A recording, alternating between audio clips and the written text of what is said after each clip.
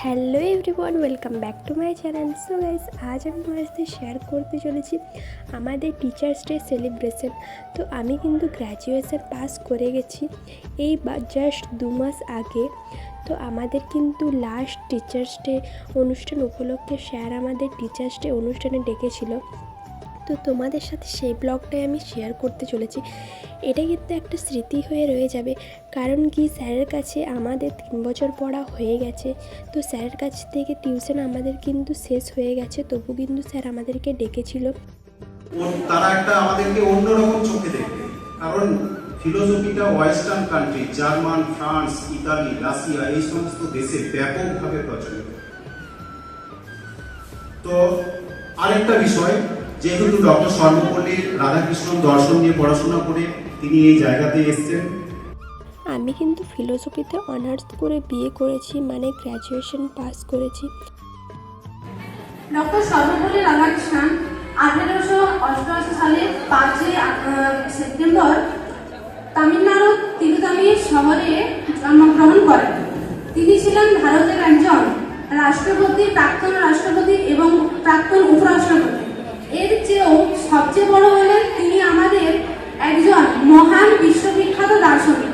আর এই জন্যই তার জন্মদিনটি আমাদের দর্শনের ছাত্রছাত্রীদের কাছে একটি আরো গুরুত্বপূর্ণ একটি দিবস। তোমরা কিন্তু শুনেই নিলে যে দর্শন বিভাগের ছাত্রছাত্রীদের কাছে টিচার্স ডেটা কতটা স্পেশাল। তারপরে কিন্তু একে একে নাচ গান হতে লাগলো, তোমরা দেখতেই পারছো এখানে।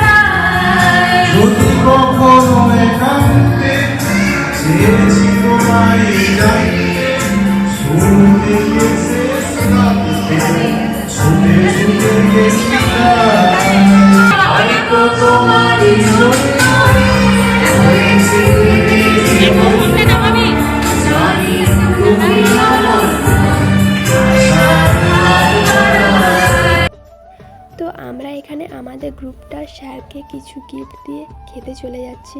তোমরা দেখতেই পারছো পাতে পড়ে গেছে স্যালাড, বেগুনি, তারপরে ফ্রায়েড রাইস, একটা মিক্স ভেজ তরকারি, মানে পনিরের তরকারি ছিল ওটা, চিকেন, মিষ্টি, পাঁপড় আর চাটনি। তারপরে কিন্তু এখানে এই অনুষ্ঠানটা দেখেই আমরা বাড়ি চলে যাব, মানে শেষ হয়ে যাবে।